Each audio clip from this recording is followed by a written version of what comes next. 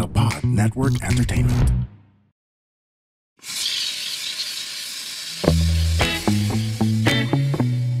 You're watching and listening to Now Steaming, where we dish out our hot takes as Chinoy millennials. I'm Stan C, and with me, as always, are my co-hosts and co-creators. They are the wonderful people behind So Asian Comics, Kimberly Mas and Cedric Cheng. Kim said this is an episode that we don't really get to do often. First, having multiple guests.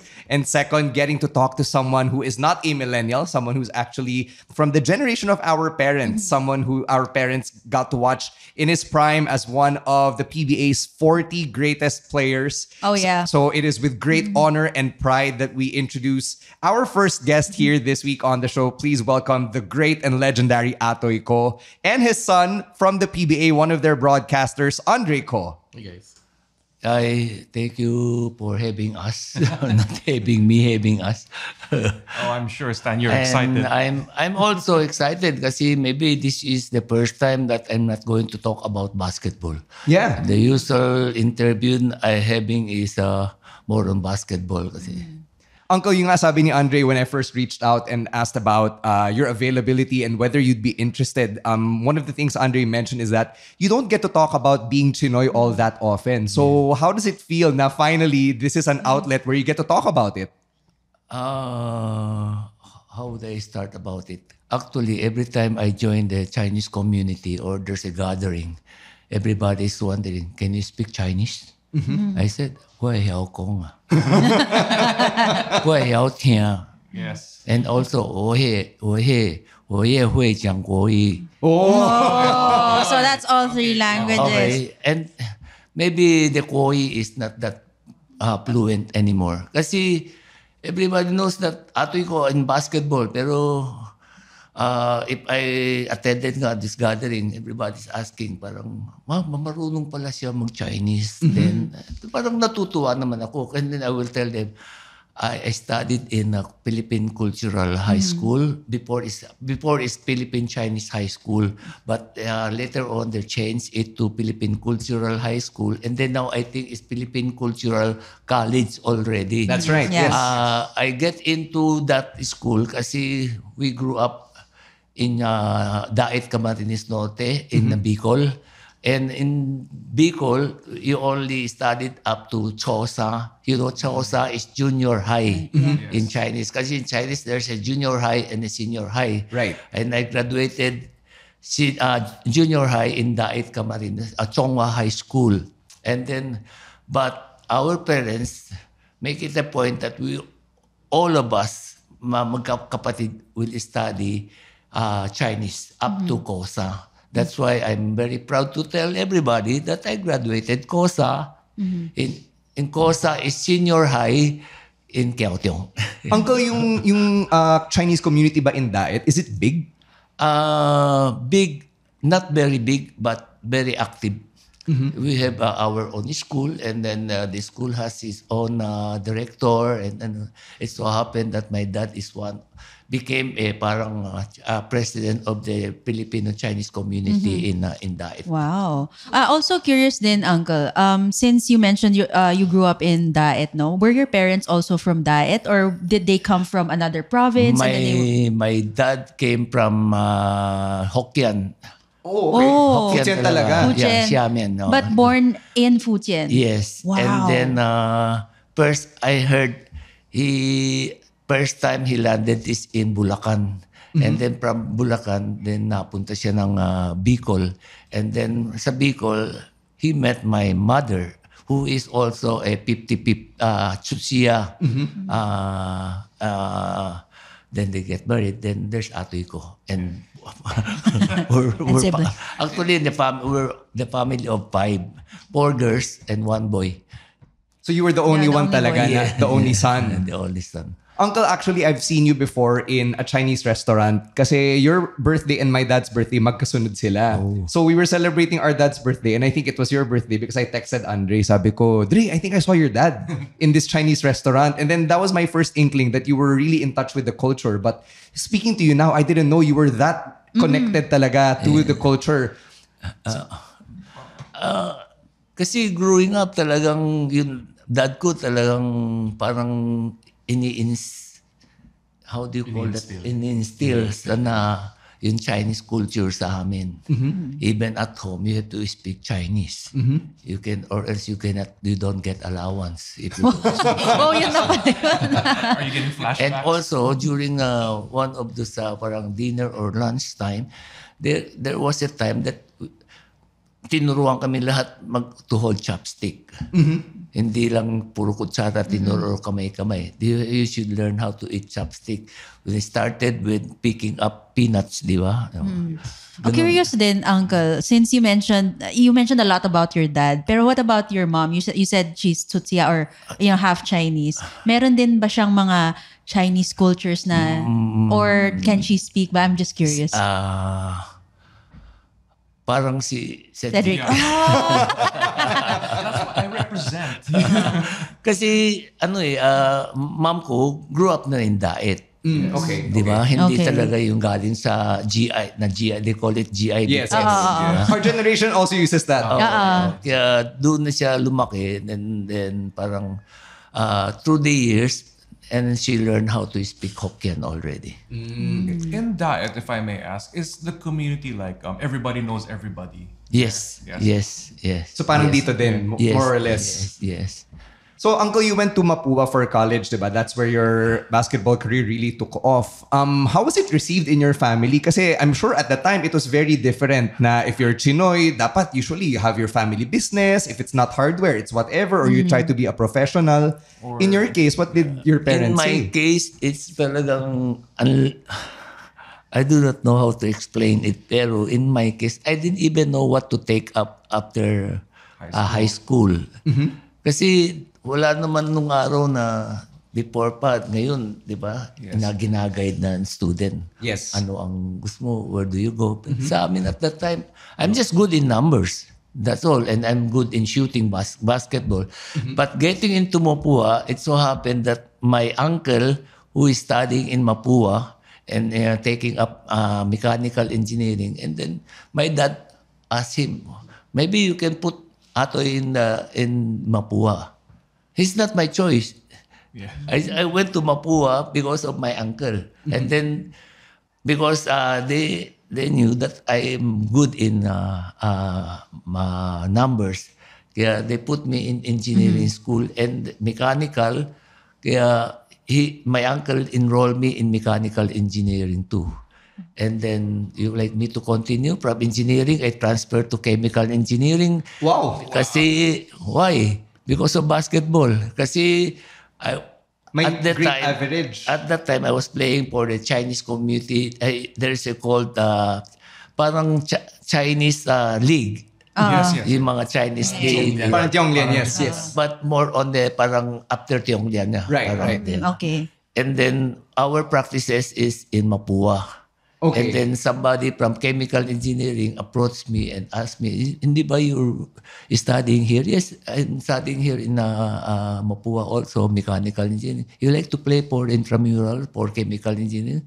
I said, because really at that time, all is in my mind is how to play basketball. I like to play basketball. Parang if I'm playing basketball, nobody can Yes. disturb me or Yeah. anything. Yes. It's really basketball. Parang kumakain ng siopaw, siomay, sarap, di ba? Second nature na siya, yeah. And then, I said yes. And then, second sem, they helped me or they the one enrolled me in chemical engineering. And then, until I reached fifth year chemical engineering. So, you get into college basketball and then the PBA. I'm assuming na wala masyadong Chinoy doon because it was really Marami. just... Really? Marami sa chemical. For both courses. For basketball? No, basketball. Wala. Hindi, wala. Okay. Ako lang sa Chinoy. Pero maraming Chinese din na naka-enroll sa chemical engineering. Also, maski na girls, marami. Kaya isa pa rin siguro, kaya I agree to play for chemical engineering kasi yun lang ang na course na maraming chicks. Pero paano sa basketball, Uncle? Yung nga, wala masyadong Chinoy, no? So, did you feel na you were isolated or parang nag-iisa kayo nun? No naman. They were No welcoming. naman. They're welcoming. Maybe, Basta magaling ka. I Okay think, na. anak ko na nagsabi noon, pero ayaw kong sasabihin ko sana kasi pag magaling ka, ikaw naman nililigawan eh. Right, right. Di ba? Kaya hindi ako yun, kunin mo na ako. Gusto ko maglaro ng basketball. Yeah. Kaya, actually, I'm proud to say, from the start up to the end of my PBA, I'm not a player who will go to the coach or to the management. Can you please get me? I can play basketball. Most of the time, I've been picked up. Right. It was the other way around Yeah. because of your superstar status. Kaya I don't feel that na dahil Chinoy ako, parang may ano. Pero there are some na siguro inggit na, di ba? Bakit mas magaling to yung chick na to kaysa sa akin? Right. Uncle, Okay. your nickname when you were playing was the Fortune Cookie, di ba? Do you remember kung sino yung nagbigay sa inyo ng nickname na yun? It's during 1972 Asian Youth Games. It was held here in the Philippines. It was Mr. Dick Delponso who gave me that nickname. Maybe from my Fortunato kasi my real name is Fortunato Co. Junior. And then Fortunato, Fortune, Co, dinagdagan na lang ng cookie. Kaya yung cookie, si Ad na rin lumabas. But did you like the nickname? Like to you, hindi siya yung parang, ang In-embrace mo stereotype siya. naman. No, I like it kasi there's nothing wrong. Kasi when we're, di ba, sa panto, we're eating during our time, maybe if I usually go with my dad sa mga panto, he always get me. I always tag along with my dad and to the panto. After panto, there's really A fortune cookie, and I'm excited to see what's inside, what's written inside. Yeah. But during your time in playing basketball in college, right? Was it during that time you decided that this can be like my career? No, Not yet. no, kasi parang gusto ko lang mag-basketball. Wala yung pera, nothing. Yes. Parang basta, let's say, may basketball, may practice. I usually go in the practice earlier than other players. I usually leave the court last, di ba? Wow. Karang wala akong iniisip kundi I don't even know what will happen after 5 years of playing or 10 years of play. Wala. You just want to play I lang. just want to play. And then, parang, laro, panggastos naman ako. Di ba? Wala, okay na ako dun. Yeah. I would like to tell a story. Sure. When Crispa was recruiting me, this through Mr. Amang Lopez. He is our coach at that time in Mapua. Parang he's the one who brought me to Crispa. Kasi at that time, there's so many teams are recruiting me already. But since the owner of Crispa, Mr. Danny Ploro, is a good friend of Mr. Lopez, who's my coach at that time, dinala niya ako sa Crispa. Sabi ni Amang Lopez, maybe you should ask for a house rather than a car. I said, no. Kotse gusto ko eh. Kasi Yeah. at that age, I don't need a house. All I need is a car so it's easier for me to go to the practices and mga games. And then I envy some of my teammates who has their own car, di ba? Kaya kasi ayaw ko ng bahay, gusto ko kotse. Pero kasi I'm telling this kasi, di ba, being bata, wala Yes. kang kung as of now, if you're going to ask me what should I ask, I will ask for a house. Of course. Oh, yes. Especially now. At this time. Oo. Uncle, yung when you were playing, no, so namayagpag yung career nyo, you started to make money. What did your dad say at the time? Kasi di ba siya, immigrant siya from Futsi, and I don't think he could have seen na, posible pala tong mangyari. So what did he say then? Nothing. Really. He just encouraged you. No, nothing. Oh, nothing. Nothing at all. Nothing. Not even encouraged. Nothing. Not- Kasi, di ba, our business is in diet. Most of the time is in diet. And I'm here in playing. We're just renting a parang apartment with my sisters. Pero None. Pero sometimes he will ask, how's your game? I said, I'm good. Pero we seldom talk about it. Parang sa kanila, ordinary lang, wala. Pero nung sumikat na ako, parang that was the time na sikat pala yung anak ko. When did they Pero figure when out? I was parang going up the ladder, wala, nothing talagang. Parang, but yeah, I just heard that sometimes they will ask around that what's going on. Pero kasi at that time, there's no live streaming pa di ba? Right. Opo, yeah. Lahat pa, even sa probinsya, you cannot get a live TV. Kaya So radio lang mostly talaga. radio and newspaper the next day. Yun. So, curious din, Uncle, since you mentioned a little bit about your sisters, no? Backtrack tayo ng konti. I'm actually curious kung ano yung naging career path nila at that time. Since ikaw nga nag-chemical engineering ka sa Mapua, how about them? Like, where did they go? My eldest sister, teacher sa St. Jude. Wow. Chinese teacher? Chinese teacher. Wow. Chinese teacher. At talagang yung eldest sister namin, talagang she's fluent, she can teach. St. Jude pa. Sorry. St. Jude. Diba? Parang for me, I said nga, when I saw all my pamangkins were studying in St. Jude, I said, I will not send my children to St. Jude. Why not, Good Uncle? for you, no? Kasi it's all memorization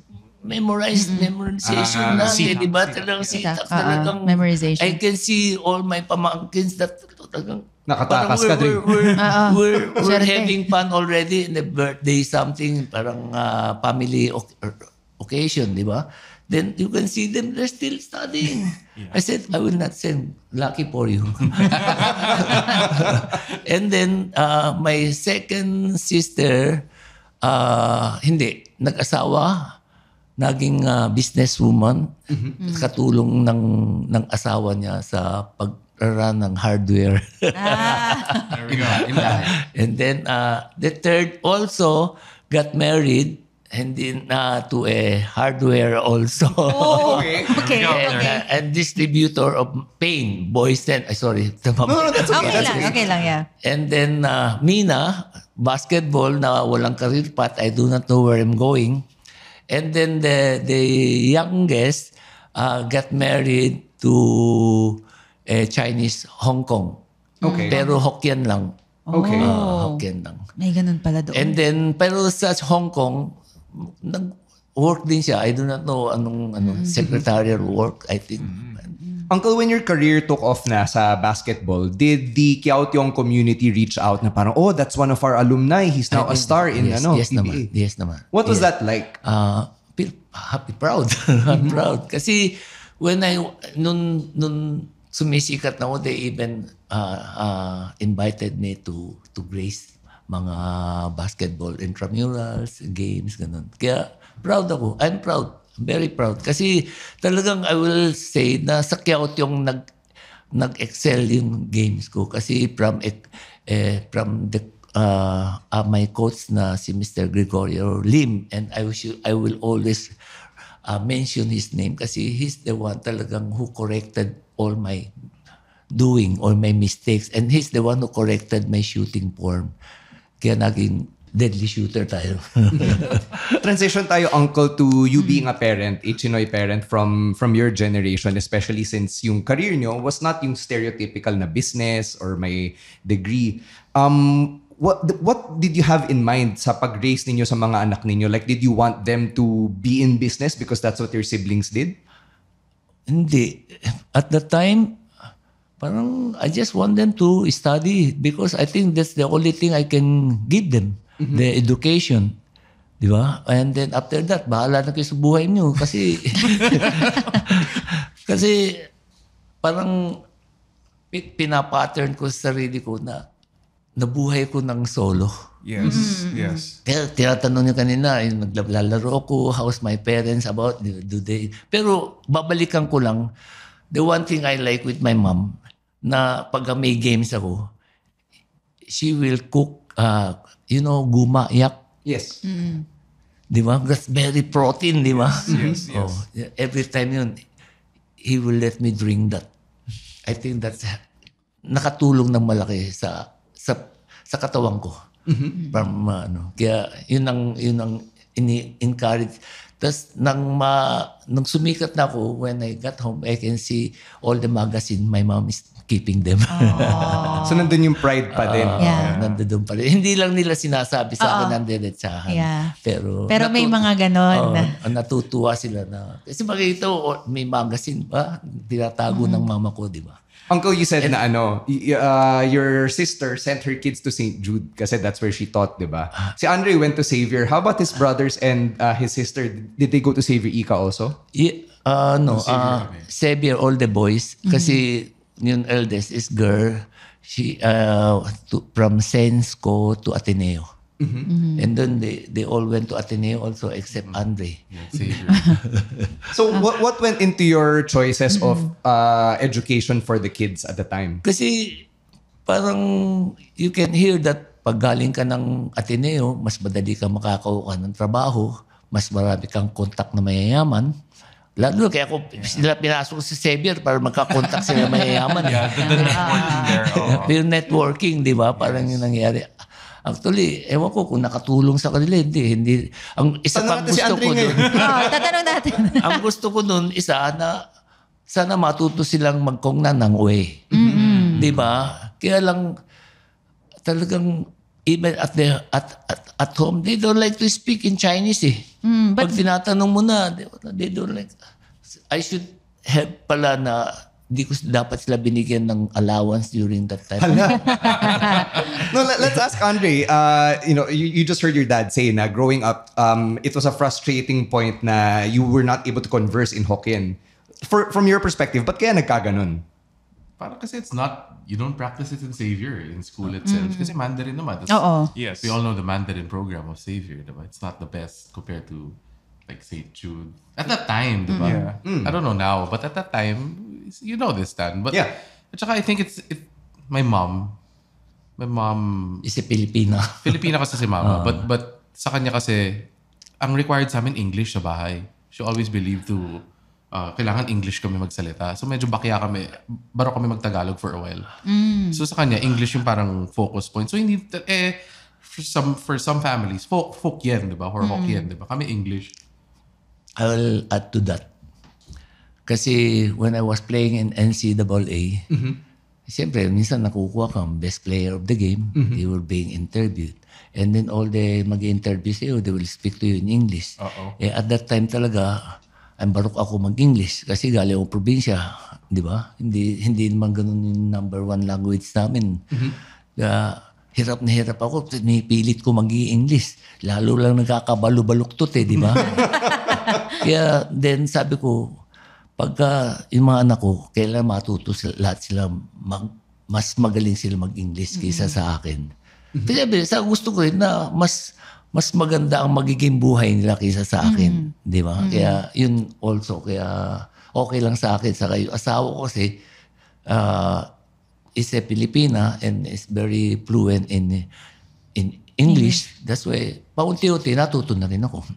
Uncle, I have to ask, since you mentioned na yung mom ni na Andre is not Chinese, was that an issue with your parents? Yes.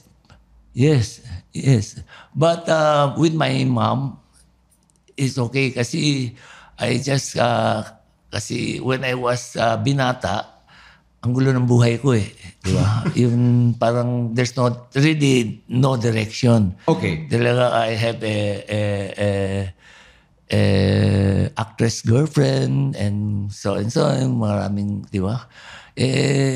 It is my mom was telling me, will you please get married already so your life will have a direction? Sabi ko, ha? Bakit? Okay naman buhay ko kasi hanggang may pera ko, may panggastos ako, okay ako Pero parang direction nga yung family life. Kaya sa kanya, non-issue. Pero with my dad, issue yun. Hindi siya dumating dad ko sa di pa yung pamamanhikan. Di ba? Usually, it's only my mom and me who went to see the parents of my wife. Pero dad, ayaw talaga. Did he attend the wedding at least? Yeah, umattend ng wedding. Umattend naman. And then after the wedding, okay naman? Okay na. Unti-unti. I think my mom embraced the Chinese culture Also. more more than, parang she's more Chinese than my dad. They do it. Can you elaborate Oo on nga, I'm curious. Like yung mga, like how she just raised us. Paano? Like how, may specific ano ba, culture or tradition or routine na your mom would do more than your dad? How do I hindi ko ma-explain. Kunwari, pag birthday, yung mom mo pa yung nagluluto ng miswa tsaka ng Oo, fried yun. egg. Wow. Natuto siya magluto ng Chinese food. Pero where did she get all this from uncle din? My dad's Okay. Saka, yun, magaling yung asawa ko nakipag sa mga sisters ko. Yun, I was about to say. Kaya, Parang na-absorb na yung Na-absorb. culture. kaya parang nagustuhan na rin siya ng mga sisters ko. Kaya, kasi mas, yun, like,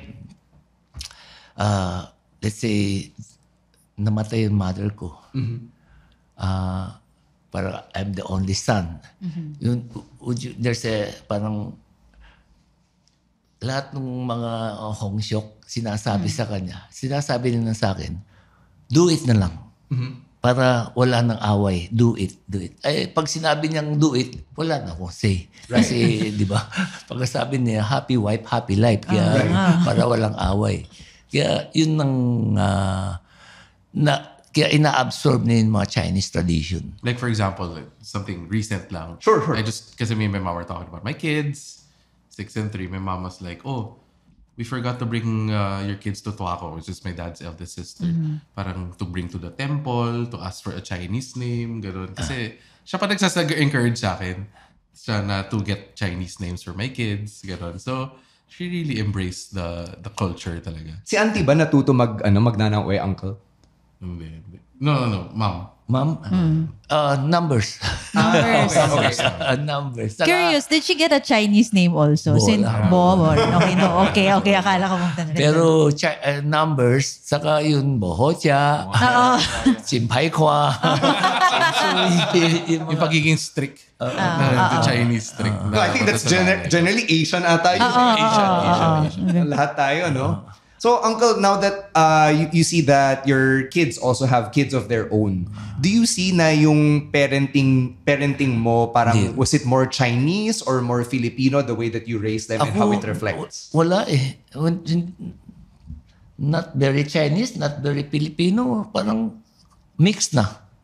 Mix. Kung anong ikabubuti ng anak ko. Di ba? Pero now, at my age now, parang ngayon, I'm the one encouraging them that go into business. Kasi parang nakikita ko sa Philippines, if you just a worker, it's better to go abroad if you want to be a worker lang. If you want to get rich in Philippines, get into business. Or else, you go into Lord. Drug lord, smuggler lord. Di ba? That's why Yeah. no, kidding aside. Pero to, para yumaman ka, business pa rin. Actually, nung araw, hindi ko alam yun. Kaya, kasi ang alam ko lang talaga, Yes. I'm sad to say, talagang yung communication ko with my dad is not that like I communicate with my son now with Andre. We can communicate anything under the sun. Di ba? Pero sa dad ko, medyo malaki yung agwat eh. Yes. Ano nagbago, Uncle? How are you able to communicate more with Andre and yung siblings niya? Kasi we're both talkative siguro. Actually, paano ba? If I may lang. Yeah, of course. Parang, well, ako kasi I'm very talkative in general. So, my wife, she was my girlfriend back then. Kasi me and my dad would talk. We were okay. But we weren't as close as we are now. But my wife back then, girlfriend ko pala siya, she started telling me na, we're in that generation na our parents won't reach out. This is for a lot of Chinese people. Kasi a lot of us in the Chinese community, there's that gap talaga with the parents eh. Lalo na the dads. The dads are the providers. The mom is the emotional anchor. I agree. Diba? So, I was explaining that because my wife's super close with her parents, Filipino kasi. And they're very, sabi ko, how do I get that? Sabi niya, in our generation, it's not up to our parents to get close to us. Di eh. Dapat ikaw, the kids, will make an effort to create that connection or whatever connection that is to your parents. I really made it a point to talk to my dad, ask how it is. So eventually, mas maganda na relationship namin ni Papa compared to before. I agree. Kasi if you're the parent, kasi ikaw lagi yung mag-aano dad sa... ko hindi ganun eh. Hindi talaga siyang na-approach sa'yo.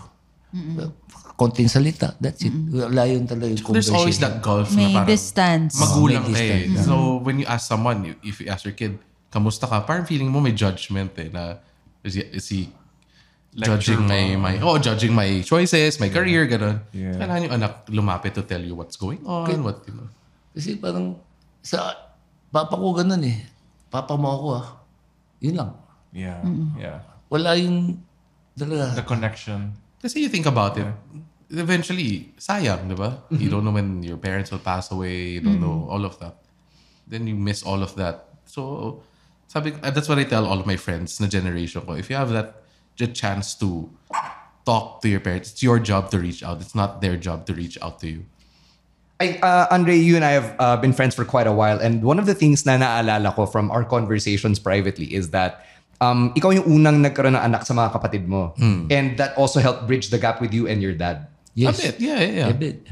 Saka sabi nila kasi yung grandparent, as a parent, nakakita ko ng grandchild ko, parang saya-saya. Saya-saya. Kaya saka kung yun pagkukulang ko kina Andre, sana huwag mangyari dun sa grandchild sa apo. Doon tayo bumabawi sa apo. Bumabawi, di ba? I see. So you're able to build a closer bond dun sa mga apo. Uncle, when we first met you kanina, you told me about this exhibit at Bahay Chinoy where pinangangaralan nila yung mga Chinoys in sports, particularly sa basketball. That's yourself, the late Samboy Lim, and the late Limeng Beng. Yes. It's a new exhibit that they're putting up. So can you tell our listeners about this tribute to athletes like you? Actually, I learned about this last November. And I didn't even know there's a Bahay Chinoy in Intramuros. And then they invited me to go there. And then they explained it to me that this is the place we're going to put your picture and then memorabilia. And then I said, wow. I said, yung feeling ko at that moment, parang, wow, proud ako, di ba? Kasi, and then I saw young kids coming in the Bahay Chinoy, parang tinutur ng teacher nila. Kasi the Bahay Chinoy is a museum that when you go in, you can see the pre-Spanish time, how's the Chinoy here, and then Spanish time, Japanese time, and then after Japanese and American and everything, all that. Parang, wow, sabi ko, and then you will see my picture there. Kahit napatay na ako, di ba? Maalala pa nila ako. Matagal pa yan, Uncle. Pero, kasi, parang just be realistic, di ba? And then, yung dalawang mga kasama ko dun sa Limembeng, sa Samboy Lim, hindi na nila makikita. Ako nakita ko pa, kaya sabi ko, wow, this is really something. Kaya I really go out of my way. I will bring all my memorabilia to give them. So, people will see yung mga nagawa ko, di ba? What does that mean to you, Andre, na a museum like this, which has been around for quite a while? I don't know kung kayo nakapag-field trip kayo dun sa Xavier. Kasi kami, oo. No. Nakapag-field trip pa ako dun sa Bahay Chinoy. How does that, how do you feel about seeing that tribute to your dad? Siyempre ako super proud, diba? Parang I've never been shy of being proud of my dad, of who he is. For a while, I just didn't want to follow in that footsteps. Ibang issue yun. Mahaba may issue. Kasi mahirap sundan yung magaling ko sa paglalaro ng basketball. No, when I tell people, when they ask me kasi, when they used to ask me, sorry, off tangent. No, go ahead. When they used to ask me parang nag-basketball ka ba? Or why did you follow that? Sabi ko, it's like trying to be the kid of Michael Jordan in the Philippines. Jordan's kids didn't play.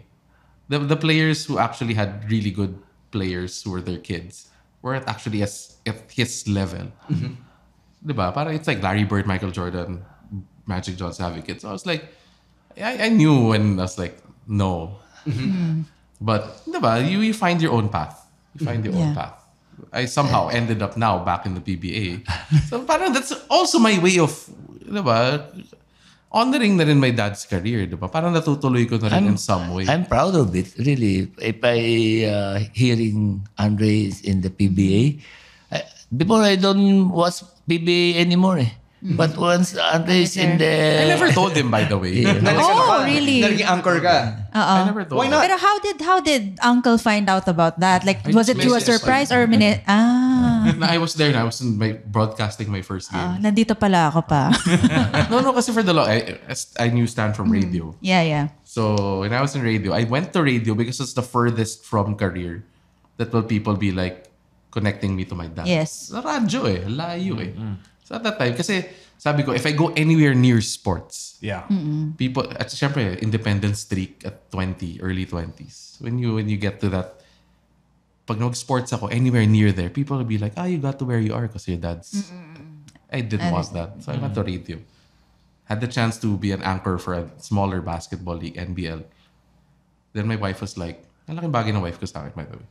She was like, if you're gonna do this, because she was like, I'm tired of listening to you talk about basketball at home. Sabi ko, can you find an outlet out somewhere? Sabi niya, ito may chance. Sabi ko, sige. At least if you're gonna start somewhere, you start there at the lowest. So it creates your armor. And somehow found myself in the PBA. So that's the long story short lang. But sorry, we were bahay Chinoy. That's why I'm super proud of him. Kasi parang that's forever na, diba? Yeah. Even my kids, their kids' kids. Hopefully it's still there. Yes. He gets to see that, diba? And can I add to that? Sometimes it's with me also very awkward lagi. Na people ask me, naglaro ba mga anak mo ng basketball? Oo. Parang there's a mindset ba nila na dahil I'm a basketball player, dapat yung mga anak ko basketball player din. Parang ganun di ba? Kako hindi.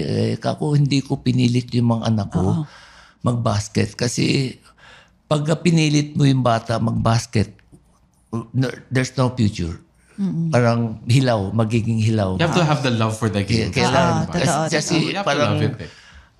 kaya ako sumikat, love ko talaga. Sabi ko, I don't care, bahay o kotse. Basta gusto ko. Hindi talaga. Kaya lang, maybe it's nice to say this also. Kaya ako nag-retired also, parang I have to practice again just to make money. Ako, it's time to retire. Pera-pera na lang. Parang pera-pera na lang. Kaya ayaw ko na, sabi ko. Tama na to.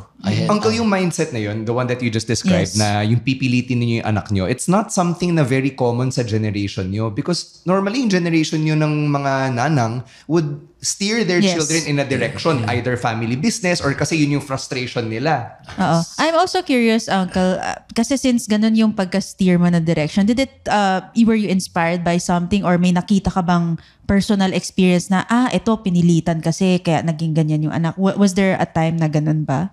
Or parang naisip mo lang na parang pag pinilit kasi parang it's not gonna come out okay? Parang, kasi may nakikita akong pumipilit, pinakikiusap. Wala talaga Wala. Kailangan talaga passion mo gusto mo. Hindi pwedeng na pipilitin ka. Pero ngayon, let's say, ibang generation, di ba, after me, kasi, I would say, during our time, may nililigawan ako, inaayawan ako dahil basketball player lang ako. Di ba? Yes. Pero after 10 years, yung mga magulang, dinadala na yung mga anak nila sa mga basketball camp. Kasi nakita na nilang may million na sweldo. Di ba? Kaya maski na yung bata, wala ayaw, pipilitin nilang mag-basketball. Baka sakaling maging players.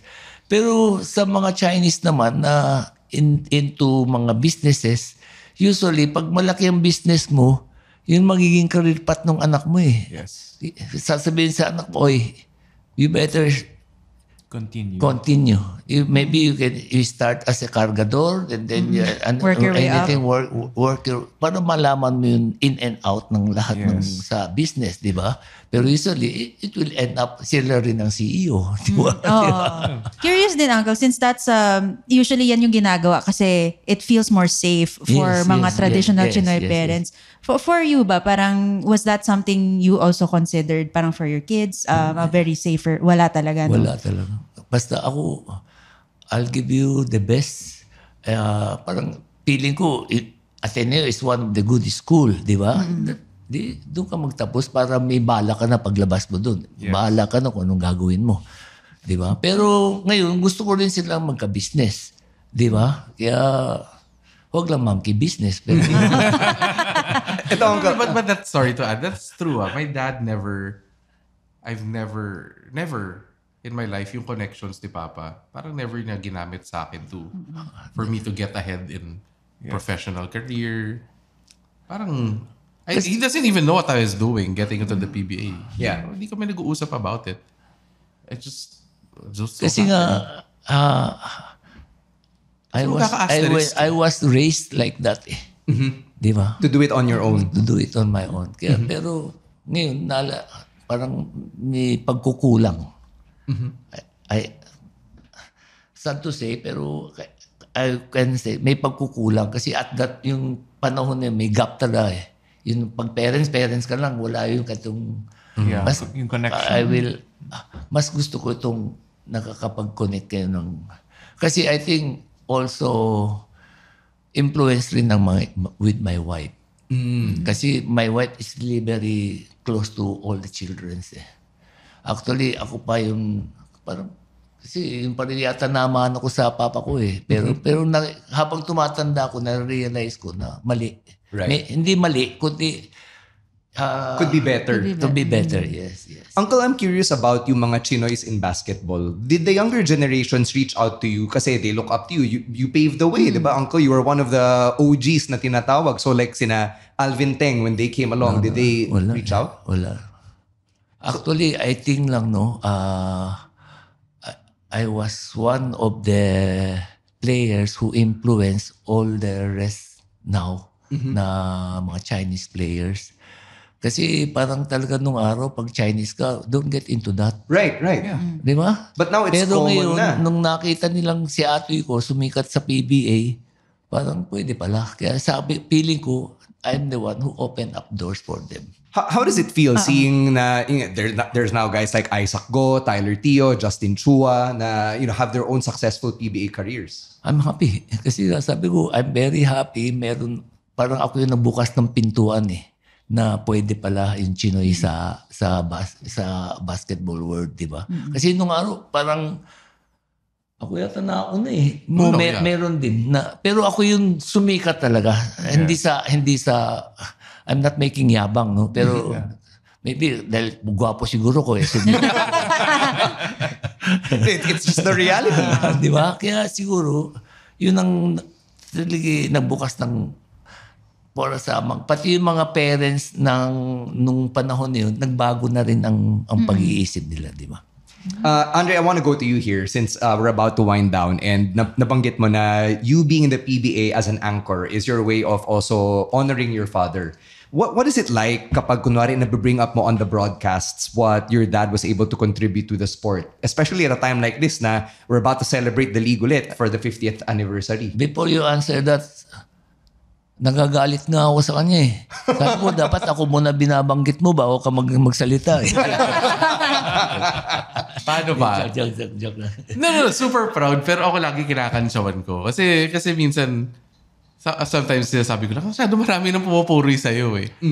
So, what I usually say, kasi there were times that they bring out the graphic. Kasi syempre, recently, other players would go on accolades. They would collect accolades. So, lalabas lagi. My dad was the first to 5,000, first to 10,000 points. So, they'll put a list and you'll see my dad's name doon. Syempre, the analyst or whoever my partner is will talk about, oh, your dad's there. Like, ikaw nakascore 5,000, di kasi namamasa eh. Mga ganun. Buwakaw yan eh. Buwaya. I just make a joke out of it. Siyempre proud ka, no? But I just make it entertaining na lang. Yeah, yun. You also mentioned something about how you're proud that you were able to make it on your own, no? But, going in there and seeing na everyone is connected to somebody. Yeah. Diba? Did you ever embrace being the son of Atoy ko or did you still shy away from it? Nung una, it was kind of... No. That's why I had to start from wherever I started. Right. Below. Kasi para pagdating mo sa PBA, I would tell people, may armor ka. Because you won't... Hindi mo matitigil yung tao for saying na he's here because Nepo baka baby. Si atoy ko, kinausap. Si ganyan, kaibigan si ganyan. Kaya nandito. Pero ako, sa sarili ko, alam ko na nag-FX ako papunta Nueva Ecija just to I can cover vouch for this because like we started in the same place. league, diba? Nag-FX ako papunta La Union, papuntang Bicol. Naka-FX kami lahat, public transportation. Yes. Kasi Pinagtrabaho mo yun, di ba? hindi ako naniniwala doon sa ilalakad ko siya, ipapadrino ko. Yeah. Hindi ako naniniwala doon eh. Kasi I would like you to make it on your own. Talagang sarili mo, you can say, tinarbaho ko to eh, di ba? Parang yung pagsikat ko, pagkabangaling kong basketball, tinarbaho ko yun eh. Di ba? First in, huli ako umalis ng court, di ba? On my own, I do some extra practices. Yun ganun, tinarbaho. Sabi kasi whatever preconceived notion they have of how I am, how I got there, that's on you. Diba? But for me, I know I've done the work diba? To get to where I am. So, ignore na lang. Kasi there's always gonna be someone. Yeah. Lagi, yun na uso nga ngayon eh. May buzzer eh, di ba? lahat meron eh, di ba? Yeah. Uncle, yung sinabi nyo na you want them to make it on their own, do you think na galing yun sa pagiging nanang ninyo or is that independent of it? Independent of it. Kasi siguro, nagawa ko sa sarili ko eh, di ba? Pero, siyempre ngayon, nakita ko yung mga apo ko, gusto ko mas bumilis yung pagyaman nila. Ako rin gusto ko bumilis yung pagyaman. On that note, I will get out of my way na to help, di ba? Yes. Now, actually, I'm in the poultry business. Siyempre, gusto ko rin matuto sila, they learn the trade of that business. Para in the long run, sila rin naman. Secure din. Yes. On that note, Uncle, since you went through a non-traditional career path and then si Andre also went through a non-traditional career path, for yung mga listeners natin who are either finding their own career or let's say parent din sila and they want to guide their children kasi yung children nila, non-traditional career path din, ano yung advice ninyo for them? Ikaw, ako. Ako, una, tingnan mo kung ano ang interest ng anak mo. Number 1 yun sa akin eh. Ano ba? Saan ba siya magaling? At anong interest niya? At i-guide mo na lang. Di ba? Huwag mong kontrahin na sasabihin mo, dito ka na lang dahil mas madali yumaman dito. I think that's, hindi ko gusto yun. Gusto ko yung number 1 yun. I-guide mo kung saan magaling yung anak mo at kung ano ang gusto niyang gawin. Mahirap isa English eh, kaya tinagalog ko eh. Ako, ano ba? Since I'm a newer parent, I have a 6 and a 3-year-old. What I'm trying to do with my kids, I don't know if other people believe in this, but it's from what I've read about parenting. I want them to have a childhood. That's my focus. Because I'm not judging other people, but I see a lot of people na their kids' schedules are like crazier than your work schedule, right? Yes. They wake up, they go to school, they go after school, there's programs. Lots of They extracurriculars. Diba, they wake up, even in our generation, may ganun, diba? Pagising mo pa lang, buong schedule mo buong linggo. Yung umaga, nagpapiano ka na, sa hapon, may Diba? taekwondo ka. May kumon ka pa. May kumon pa. No, because in fairness to my parents, they allowed me to have a childhood. Aside from the practices sa Xavier, I had barkada, kapitbahay. So looking back, I was like, oh, there's so many fond memories of me to look back onto because I had a childhood. So ako with my kids, more than anything, I want them to be kids. I want them to play, to be, diba? Very non-Chinese. Pero, And then, tinatansya ko, tinitingnan ko kung, like my eldest son is a nerd. Doon na siya. He likes math, science, natural siya doon. So that's where I'm pushing him now. So, same as with him. You have to learn kung ano ba yung ginugusto nung. But I'm not trying to force them into one way or the other. Yeah. It's up to them. But again, I just want them to have great memories as a child. alam mo, magandang tanong yan kay Lance Gokongwei, kay hindi sa atin eh, Michael diba? Tan. Yung mga anak ng Taipan, di ba? Mga seed. Yung mga anak ng seed. Any other questions that you wanna get to, Kim? Ikaw said. Or ako muna.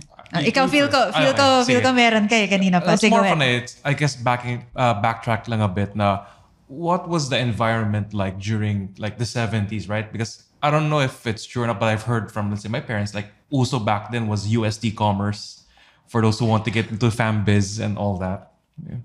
I think that's very true. Yeah. Kasi with all my sisters, puro commerce lang yun ang narinig mo, commerce. Kaya sister ko, I think they all went to FEU naman for commerce. FEO Commerce. Oh, yeah. FEU Parang dad ko lang din, no? Oh, ay ako lang talagang naiba ng career path kasi nga nakita nilang I'm good in numbers. Kaya napunta ako sa Mapua Chemical Numbers 2 Engineering. and 3 lang yun.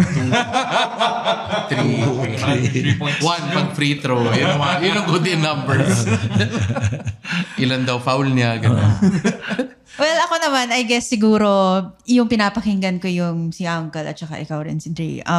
It's so refreshing to hear that. Kasi, well, siguro sa atmosphere, hindi ko alam kay Stan, pero like for us, both of us, medyo traditional kasi yung parents namin. And then they also listen to the pod, by the way. So maganda yung, I don't know, I really appreciated it, especially from you, Uncle, na parang sabi ko, wow, parang yun yung gusto ko rin mindset na maibigay sa kids ko in the future. Yeah, so you let them become their own person. Yes. So, and it's refreshing na, I mean, from me lang, like hearing it from like someone like from your generation now who believes in this. Parang for me, parang I guess there's also this sense of parang validation as well. Kasi, dodagdagan ko. Yeah. Yun, when I get married to my wife, there is resentment from the family. Even my sisters. True, totoo yun eh. Kasi I'm marrying a Filipina. Di ba? During my time, very traditional. May great call na. Yeah. You married Chinese also, di ba? Pero, ang ano ko dun, bakit? Kayo ba makikisama? Ako makikisama eh. I'll be happier with her eh. Bakit pinipilit sa akin itong, di ba? Uso nung araw yung Kai-Xiao eh. oo, meron Di na. ba? Yeah. Yung Kai-Xiao. Talagang yung kakaisyaw ka, ganito. Pero, parang sa kanyang pag-ibig, ano muna, kaisyaw muna, di ba? Kaya parang hindi ako naniwala doon. Mas gusto ko, mas masaya ako dito pag itong kasama ko. Happiness ko to eh. Yes. Bakit ko, hindi kita dinadagdagan. No. It's true. That's true. Ako lang ang nagkansyo ng Juana. Did they try the Kaisha with you, Uncle? Like they tried setting you up or introducing you? Meron man, some, pero talagang. Saka meron nga mga, pare, sana yung niligaw mo, anak ng mayaman yun, kasikatan mo, makukuha mo yun, ganun, di ba? Pero hindi ako happy dun eh. Yes. Di ba? Yun ang, ewan ko, yun ang mindset ko eh. But you mentioned the resentment from the family. How did they get over it? It's my wife. Naging boss yung nanay. Siya na mas totoo. Mas boss na yung nanay. Saka, na-embrace rin niya yung tradition ng Chinese eh. Yeah, that's what I was saying earlier. So hindi my man. mom would be the one organizing all of the get-togethers. So Let's say yung Mooncake Festival, gusto na rin niya nung araw, wala naman sa kanila. nun, pero, Sobrang advanced, no, sila, Uncle. Yeah. When I was hearing it sounds like a modern family. and I remember back then in nursery, my mom would, kasi Xavier was Chinese, diba? Yeah. Siyempre to teach me. Mayroon mga tapes yun eh, cassette tapes yung Xavier na would play. My mom would be the one teaching me the Chinese to Mandarin. Naalala ko yun. Papakinggan niya yun sa tape, tapos she'll teach me, gano'n. Naalala ko yun before. These days, Uncle, as an older Chinoy, when you get together with your Chinese friends, do you tell them about yung mindset ninyo as a parent? No. You don't talk about that with them? Usually, the first thing they ask me, di ako kong nanang webo eh. Kung ako kong cho pa nga eh. Diba? Usually, that's the first thing you're going to learn eh. When I get into Kiaotiong, those chochoy, ang una-una kong na hindi ko narinig sa diet. Doon ko narinig lahat ng mga chochoy. Grabe. Pero, pan. Okay. As we close the podcast, we just want to thank the two of you again, Uncle Atoy and Thank you Andre, for for spending time with us and sharing your stories and your insights. For me, just listening to all of it, sobrang nakakatuwa. And as Kim and said, mentioned, very validating. So thank you so much for sharing all of this with us. It really means a lot to us. Actually, for me also, at my age now, I really love to share my life. Yeah. I hope my life will be an inspiration to other people. Di ba? Na on my own, I make it on my own as a Chinoy, di ba? Kaya I'm proud. Saka ngayon, parang proud ka rin pag nakakasama mo yung mga Taipan, di ba? Naiimbitahan ka. Yes. Kahit ako naimbitahan, si atoy ko ako di ba? Kaya, ngayon, proud ako. Kaya sana mag-inspirasyon ako dun sa iba. No. Andre, if people want to get in touch with you and talk basketball with you, so that they don't Watch the PBA. where can people find you? No, you can just watch you in PBA Rush. So the playoffs are coming. My semis, sorry. I'll be seeing you there. So, yun lang. That's what I do. All right. Basketball. All right. Actually, si Andre Bunso, ang gap niya sa brother niya, 6 years? 6 years. Hindi ko maintindihan. Mas kami pa ang Yeah. ang You body-body. Yes. Di ba? Maybe dahil siguro siya ang unang nagkaroon ng apo. Nun, mas naging close. Di ba? Kaya, So, like as parent to parent now. diba? Really actually, changed. I'm proud of him. Really proud of him. Kaya lang, don't ask anything that I cannot afford. I will not give it to you. Sorry, before I know you're closing na, I just remembered you were asking me about yung the museum for him. Yeah. Actually ako, sobrang happy ako when I found about that because for years, iniisip ko, what do I do para at least si Papa may something for people to remember him by? Isip ko, tatayo ba ako ng basketball clinic? Tayo ba tayo ng ganito or something? Write a book or memorabilia? Because at least ginawa na ng Chinoy Museum. Someone did it the first Someone did it for me. Okay na. Okay, tapos na. Checklist done. I did my part. I have boys. I have 2 boys. Tuloy na yung yung yung genetics niya. So it's safe with my kids. Let's direct people to go to Bahay Chinoy. When will the exhibit be open, Uncle? I think soon kasi they will invite me sa formal opening and then I haven't finished yet with all my memorabilia. I'm Yes. still- and the 50th anniversary. Right, ng PBA, So which is next year. he's part of the selection committee. This the year, next this year, 10. this year. Ah, yes, this year pala. April Sorry. 9. April 9. So he's part of the selection committee of the next 10. So expect him to be around. It will be a very busy time for Mr. Atoy ko. Yeah. So thank you so Thank much, you, Uncle thank you. Atoy. Thank you, Andre, for joining Thank us on you. this episode of the podcast. For all of the stuff na kami, the hosts, are doing, you can follow me at @StanC. For the show, it is at Now Steaming Podcast. Yeah, please do drop us a message. We really appreciate all of the the comments, feedbacks that we hear from you guys. It really keeps us going. So for me and Sed, our joint work is at So Asian Comics. If you guys want to follow us on Facebook, Instagram, and anywhere else on social media. For me personally, it's at Kimberly Mas and And for me personally, it's at Cedric C. Cheng. And I'm also the one who replies to your messages in Social Comics Yes. and Now Steaming. most of the time. And as we end this episode of Now Steaming, we'd just like to leave you on this note. Hindi lahat ng Chinoy parents Nang to-traumatize ng anak. Listening to Now Steaming. Now Steaming is hosted by Stan C, Kimberly Mas, and Cedric Cheng. Ronel Cheng is our writer and researcher. Our show is produced, mixed, edited, and mastered by the Pod Network.